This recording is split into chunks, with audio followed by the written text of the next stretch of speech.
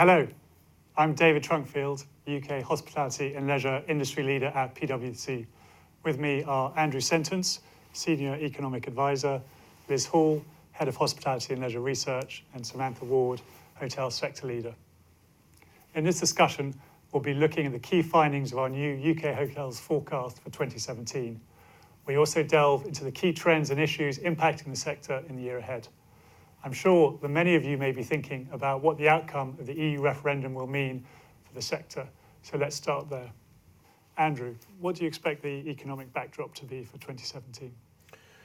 Well, I think 2017 for the UK is not going to be a particularly good year in terms of growth, reflecting the uncertainty created by the referendum result. It's also not going to be a particularly strong year for the world economy.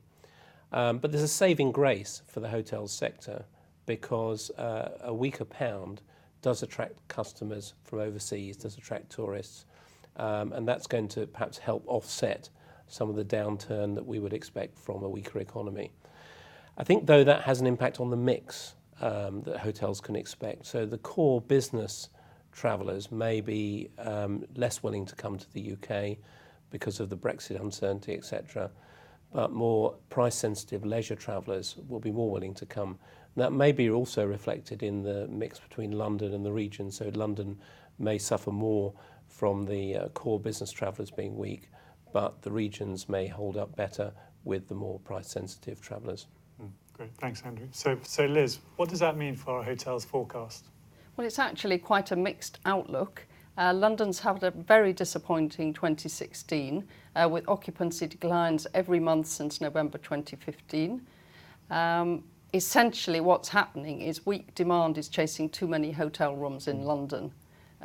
We've had issues, as Andrew's referred to, with security concerns. We've had uncertainty after the referendum. We've got tighter travel budgets. And all this is impacting demand in London. And our forecast for the outcome in 2016 is for a 2.8% decline in RevPAR.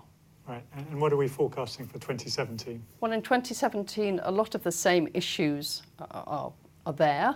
And we have another 7,000 hotel rooms opening as well. But we do have the weak pound, which is going to stimulate leisure travel, particularly to London, and but not business travel. But we're still forecasting a 0.5% decline in RevPAR for 2017. And what about the regions? Are we a bit more upbeat about the regions? Well, the regions are still a growth story. Just about every city in the UK saw some growth in 2016, and we're forecasting 3.4% RevPAR growth for the outturn of 2016. In 2017, we think the weak pound should stimulate staycations and also should help boost leisure travel in some of the key destinations like Edinburgh. And we're forecasting 2.3% RevPAR growth, which is very good, but it's still way behind the 6.4% that was achieved in 2015. Thanks, Liz. So Sam, turning to you, what does that mean for the hotel deals market? Well, I think compared to 2015's unprecedented levels of deals, which was over £9 billion in the UK, we've definitely seen a significant slowdown in deal activity in 2016, not least because of the uncertainty surrounding the EU referendum vote, both before and subsequent. And whilst we are anticipating greater deal activity, a pickup towards the end of the year, still year-end levels we're anticipating will be just over half of last year's levels.